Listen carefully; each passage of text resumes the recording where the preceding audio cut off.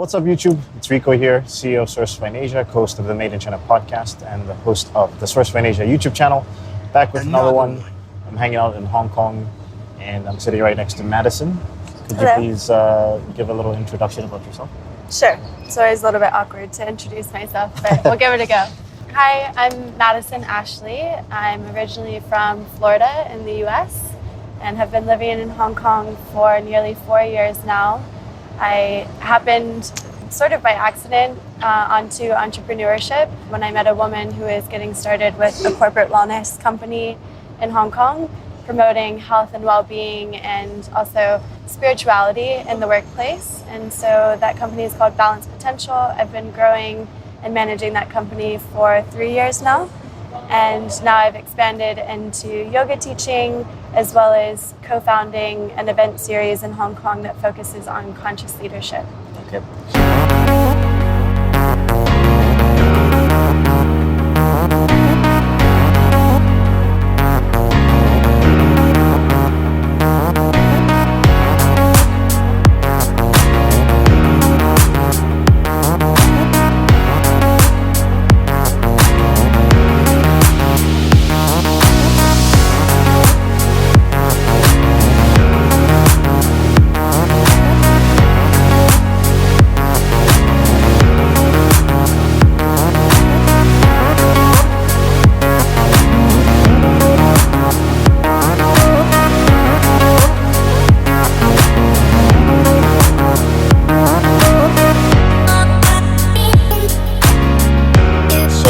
First question, if you meet somebody, I hope it doesn't start raining. Yeah. But if you meet somebody outside of Hong Kong, outside of Asia in general, and they ask you the question, what do you do?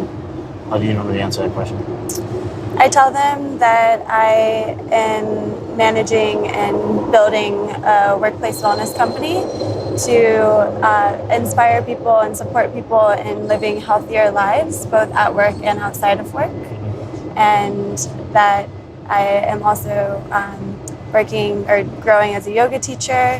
Basically, my personal mission is to support people and inspire them to live a life of authenticity and to connect with their inner peace. And I have a few different channels that I'm working towards that mission through. Cool. Yeah. So you said you came here 4 years ago, and then you kind of stumbled upon entrepreneurship. So what brought you to Hong Kong in the first place? So it was love that brought me out here. Evan, my partner, whom you know, we actually met at work at a company called Gartner. And when we met and when we started dating, he was actively pursuing opportunities in Asia. And he landed an opportunity. So we did long distance for nearly a year. And then the plan was that I would join him out here. We were originally thinking that maybe I would also move with that company that brought him to Hong Kong. However, the opportunity really wasn't there, so I came anyway. And I had a little bit of an overly optimistic attitude, I think, about finding employment when I got here. I was like, I'll figure it out when I get there. And it really wasn't as straightforward as I thought and hoped it would be. However, it ended up being a blessing because it gave me an opportunity to really pause and think about what do I want to do rather than just what's the first thing I can get in the way of a job. And to really be intentional about it and to get more creative and resourceful about how I went about finding opportunities. So talk to me about that, because I think traditionally, whenever I think of people that move to Hong Kong, early days and stuff like that, it's always like they have a job and then they move to Hong Kong. Yeah. I don't know that many people that have been to Hong Kong that came and figured it out. Yeah. So talk to me about the early days. What were you doing? How did you start to get your first opportunities here and stuff like that? So it was a value add to have Evan here for 10 months prior to my arrival, because he, of course, was well established at that point with his work and also his friends and his network. He's very great at building a network, so he was very supportive in connecting me with people that he had met, who he thought maybe there would be some synergy between us. It ended up being his best friends, who were all part of the Brink team, that I felt most connected with in terms of what I wanted to do when I first got to Hong Kong. So this was, again, almost 4 years ago, and Brink was still in their early days, I think 1 to 2 years old. And they were launching an inaugural IoT summit called Launch. And I wanted to get more into events and marketing. So I connected with Mickey, who was head of events at that time, and decided that, well, at least as a starting point, I'll work with Mickey and support the Brink team with this conference in terms of event production and marketing. But that was always going to be a short-term thing. So that was really just something to get my foot into the door in terms of establishing myself, making my own connections in Hong Kong. And then once the conference was over, it was kind of back to the drawing board.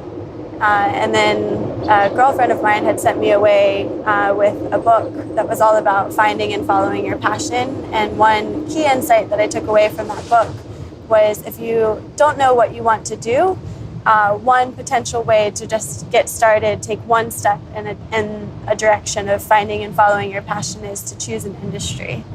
And that really resonated with me, and I felt that health and wellness was an industry that I've always felt personally interested and passionate in, and why not explore it from a professional standpoint. By any chance, did you ever, you met Carl, right? Yeah. By any chance, did you ever tell Carl about that book? Because that sounds like, I remember having a conversation with Carl, and he'd just come back from Hong Kong. Yeah. And he mentioned something quite similar to what Oh, you really? did. Yeah, I'm sure I did. I mentioned it to everybody. Yeah. I mean, naturally it comes up when I'm telling my story about Hong Kong and how I got into the work that I'm doing now. And then anyone who is also going through their own soul searching or really uncertain time, I'll recommend that book. So maybe. Cool. Yeah. When did you meet the founders of Balance Potential? So about a month after I finished up with Brink. And during that time, again, I read the book. I decided, okay, I'm going to hone my job search to health and wellness. So that allowed me to get very more pointed in my job hunt. And I was scouring the internet for different health and wellness companies, individuals, again, just to have conversations, and explore opportunities or see where it might lead me. And then I found Balance Health, which is a holistic wellness center in Hong Kong that does a lot of natural medicine, body therapy, and mind-body medicine. And I really liked everything that I was getting from their website, how they presented themselves, how they communicated their values. So I connected with the woman who owned and managed Balance Health, and again, just had an exploratory conversation, and she told me a few different areas that they were open to having additional support in. And one of them was this corporate wellness brand that she was just getting started with. That was originally an extension of Balance Health. And then when I joined her team, I really internalized this project and initiative as though it were my own, and really wanted to build it into something meaningful and substantial, more than just an arm of this clinic. So I joined her about 6 months into the process, and now it's been a little bit more than 3 years. What did they identify as like the main issues with corporate wellness and stuff like that in Hong Kong? Yeah, I mean, burnout. Yeah. I think it's something that we can all relate to globally, that 87% of the workforce of people who are employed don't feel fulfilled in their work. And if you don't feel fulfilled, if you don't feel that sense of purpose or that you're cared for, then you're not going to be satisfied or have a healthy mindset in all areas of your life. So burnout is a very real, even crisis, we might say, around the world, and especially in Hong Kong, where there's this work hard, play hard mentality. People go into work early, they stay late, and they don't really take the time for themselves to rest and recuperate. So burnout, and then by extension, mental health. I would say those are the top two issues, and then there's also a physical aspect to the health and wellness equation or crisis at work, and that's because we sit all day. Most of us are knowledge workers at this point, so we sit at a desk from 9 to 6 p.m. Plus, and we get so immersed in our work that we forget to take those breaks to even go to the bathroom, to get water, just to move. So also sitting and the chronic pain that can arise from a sedentary lifestyle. So when you I guess typically what happens is a company identify you guys and approach you first, or do you meet somebody and decide like maybe these guys would be suited for our program? A little bit of both. Yeah. So Hong Kong is definitely a networking-based place. So I try to attend as many events as I can that are both relevant to my field, but also that I know my target audience will be at, even if it's not specifically health and wellness related. And then start conversations. It just leads to a warmer relationship, more rapport. But oftentimes we will get inquiries as well from companies who are looking to organize lunch and learns for their staff, or maybe in-office yoga, tai chi. So on that note, when we do get these inquiries, I have to say that it's very surface layer in terms of what the companies are looking for. They haven't really thought about They probably this. don't even know really, like they just kind of want to give some added value. Exactly. It's kind of ticking a box. Yeah. I mean, it's like all the rave of workplace wellness and burnout prevention. So, I mean, it's not to discount where companies are at and what they're doing. You know, every action, every step is a positive one. However, there is a more, I mean, it's like the iceberg, you know, like they're just kind of scratching the surface. And there's really these much chunkier issues at the heart of the matter.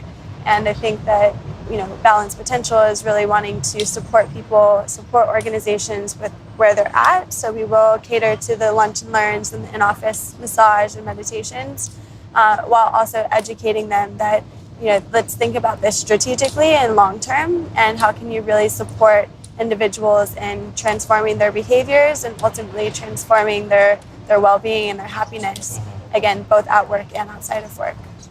What what are some good examples of situations that you went into where they didn't even know what the issues were, and then you came up with, you gave them a tailored program, and then the results were super beneficial at the end?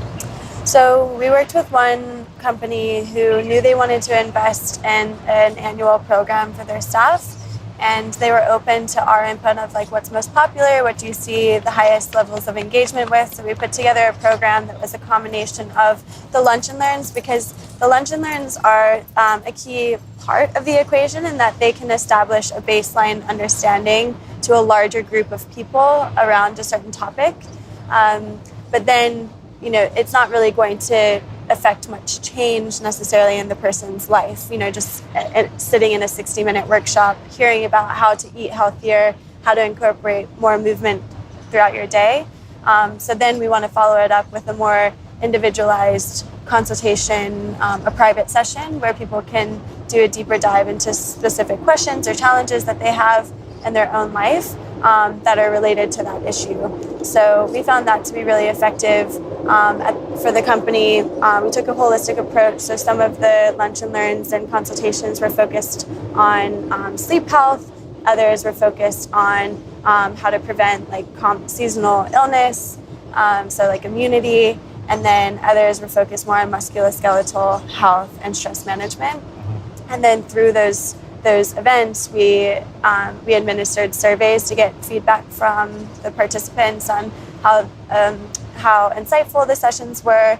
Did it resonate? Did it benefit them? How did they feel before versus after? And then also asking them what other topics would you be interested in. So starting to get some of that those data-driven insights for the company to know, okay, well, next time around, maybe we offer more musculoskeletal health programs because that's what people are interested in.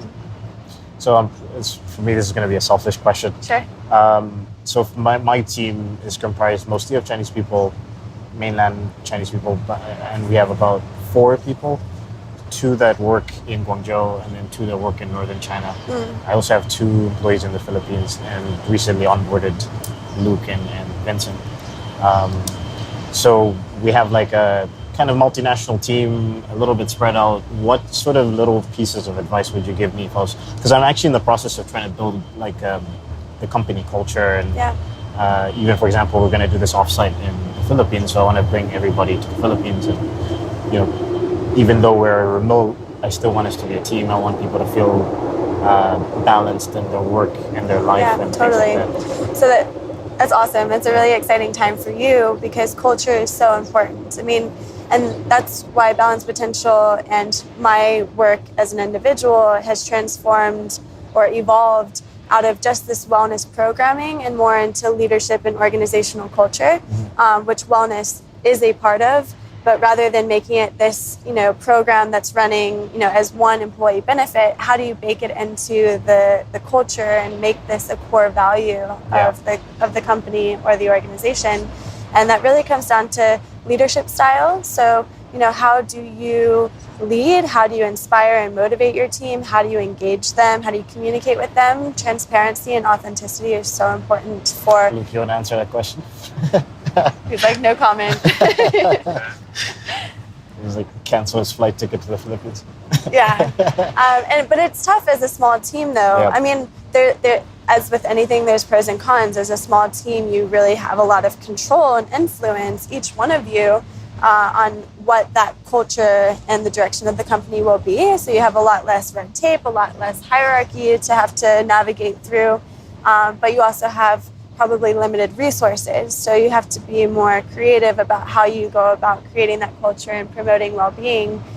So I think that one key value or key element of promoting a human-centric workplace where everyone feels supported, they feel engaged, is to make it a very co-creative process. So rather than you say, okay, this is how we're going to lead, this is how we're going to run our meetings, this is going to be the culture and the core values of our business, rather maybe starting this conversation and share what's in your mind and then seeing how that lands with everyone and then inviting input from the whole group of, is that something that resonates with you? Do you buy into that? If not, what would you like to see as part of our core values? So really making a co-creative process and then creating that common language and common understanding of, because especially with health and wellness, everyone defines health and wellness differently. And it very much depends on, the generation that they're from, where they're at in their life, their socioeconomic status. Do they have kids? Are they married? All of these factors are very influential in how a person defines and prioritizes health and wellness. So I think it's important to define what it means to you. Okay, that makes a lot of sense. Yeah. Just to shift the conversation a little bit, I wanted to ask you about, obviously you can't speak for all women in entrepreneurship, but your experiences in entrepreneurship in Hong Kong or in Asia as a whole, how does it differ, would you say, from the West? So I will be honest that entrepreneurship in an official capacity was really something that I only got into when I moved to Hong Kong. So I don't know if I'll be able to speak too educatedly on the contrast between East and West for entrepreneurship, but I do feel that being out here, it is so dynamic. And again, when I first got to Hong Kong, my entry point into the working realm and really just Hong Kong ecosystem was through Brink. So I was interacting with and just observing these, all of these entrepreneurs who are very product focused and technology focused. So, being in Hong Kong, it's a very strategic location for product-based businesses, being so close to China and Guangzhou and where they do all their manufacturing. But then, there's a lot of capital in Hong Kong and China. So I think that you have this not only close proximity to the logistics side of it, but also the capital investment side of it, that there's really people who are willing and keen to invest in startups who have a purposeful mission and a very promising outlook. Yeah. So I think that, that alone, and then Hong Kong, it's very, even though there's 7+ million people here, there's still a very tight-knit village, almost like community here. So no one seems out of reach. Yeah. And everyone here is very, very supportive and willing to connect you with people that they know that would be aligned with what you're working on. So I don't think that you get that as much in the West, of people being so willing and also in such close, degree separations from one another. I think you have a little bit, probably more of a just scattered ecosystem, and maybe like everyone's more for themselves. Yeah. That would be my... So would you say that part of it is because of the barrier of entry coming into Hong Kong?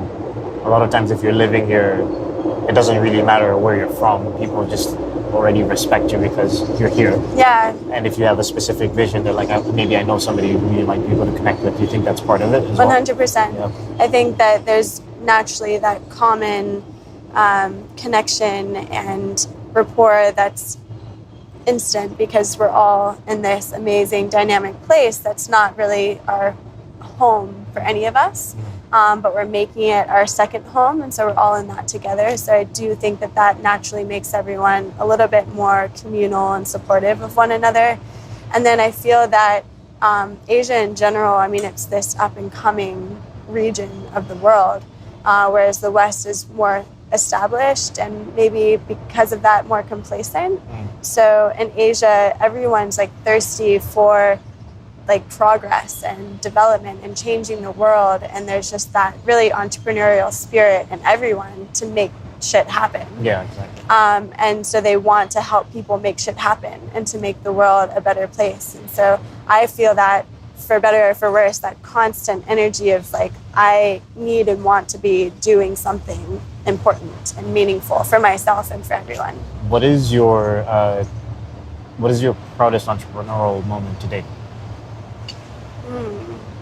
There's definitely been a few.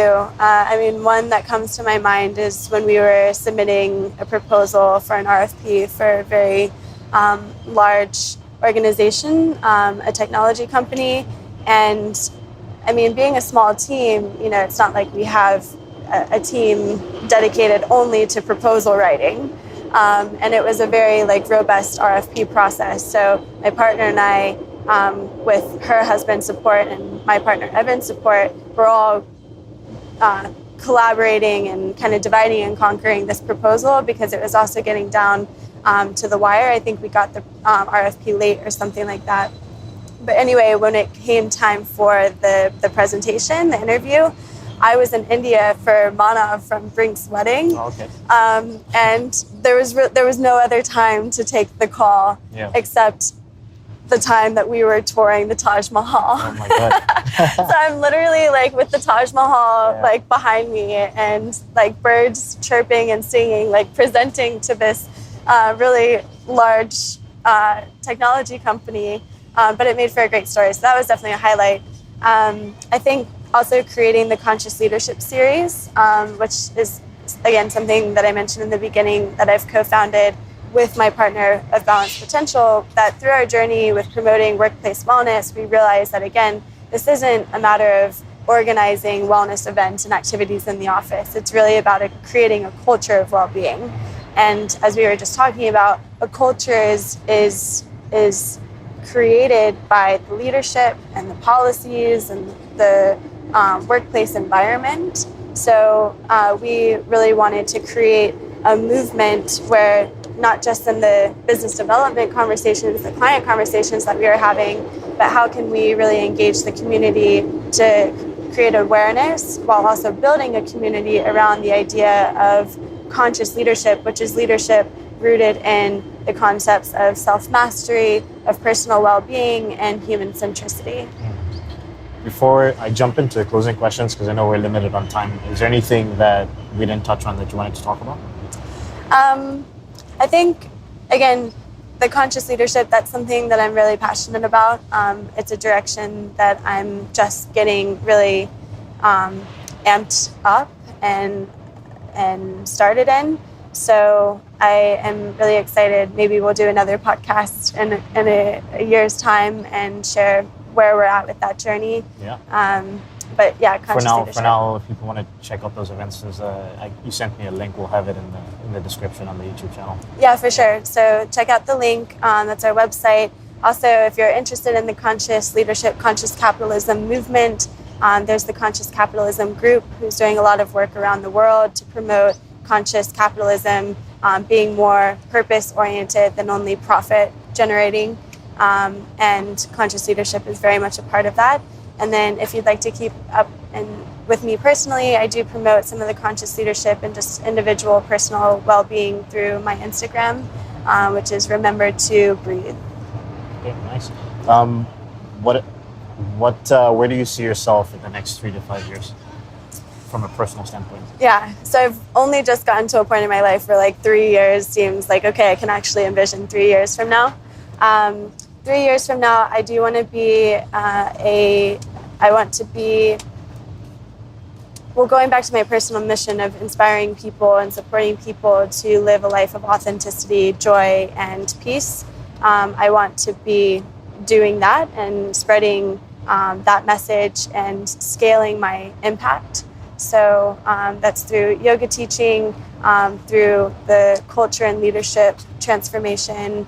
And on that, I want to be consulting with companies of how to create those cultures of well-being and really drive human-centric principles in the workplace. I feel very passionate about the future of work. Again, it's such a powerful channel for supporting people and increasing their longevity and overall mental health through the workplace. So changing the way that we lead people, changing the way that we expect people to show up to work and how we engage with them. So the 3 to 5 year plan, it's still clarifying, but it will definitely be in those areas. It's probably going to change as well, right? Yeah. Like it's what always happens. I just like asking that question because I'm still trying to figure out what I want to do in the next 3 to 5 years. Yeah. What is the smallest thing you've done that's brought you the largest results in business? So it's very simple, but it has been a profound change in my life of prioritizing my sleep hygiene and sleep quality. So because I work in this field of health and wellness, I have the privilege of working with numerous practitioners and subject matter experts across all dimensions of health. And one in particular, she's a sleep physiologist. Her name is Kate Bridle, and she is just a wealth of knowledge. I mean, both from a scientific and medical standpoint, but she also is very skilled at putting things in layman terms. And sleep, I mean, we spend 30% of our adult life at work. We spend 30% of our entire lives sleeping, or we should. And sleep is such a sacred time where our brain goes through a process of decluttering everything that's built up throughout the day. And if we don't have that time, then over the course of our life, that can lead to dementia. And so I've really wanted to prioritize sleep. And in order to get quality sleep, you really need to have a consistent bedtime and then a consistent waking time. So I've simplified this down to if I get into bed between 9:30 and 10:30 every night, then I'm setting myself up for success because I'll naturally wake up by 7 the next morning. I've gotten 8 hours of sleep. And I feel so much better, so much more energy, so much more clear. I don't need coffee like I used to rely on coffee. So it's really been transformational. What are 3 books, blogs, podcasts that you'd recommend people read, listen, if they wanted to understand you better? To understand me better? So I have to admit, I'm just getting into the realm of podcasts. There's one that's The Knowledge Project. And I remember listening to one in particular where he was interviewing, I think I'm going to blank on his name. He's one of the founders of AngelList. Okay. Yeah, we could probably find the episode and just link it up here. Anyway, that was a great episode for just life advice of how to think about work, how to think about life, how to improve your effectiveness as a professional, as an entrepreneur, etc. I think maybe I'll spin the question a little bit, that rather than like books or podcasts, maybe like things to look into is mindfulness. One key principle of mindfulness is to always have a beginner's mind. And I think that this is really paramount. It's been paramount in my own success, and I think that it's paramount in terms of unlocking creativity and innovation, and also just continual growth as a human being. Because what happens as we get older, we have all of our experiences, we have our indoctrinated beliefs, or maybe even beliefs that we've consciously decided. And the more that we accumulate in the way of beliefs and experiences, the more it filters the way we see the world. And the more filtered our view of the world, the more limited our perspective. So I think that having a beginner's mind where we approach every situation, every person, every opportunity with a beginner's mind, it's going to allow us to have a fuller experience and to grow in a very transformational way. Whereas if, again, you're looking solely through your limited perspective that's been informed through your experiences and beliefs, then I think that you're going to stay a little bit more fixed and stuck in your life. So there's what was the first one? The something project? The Knowledge Project. The Knowledge Project? Yeah. What is that podcast about in general? Just like...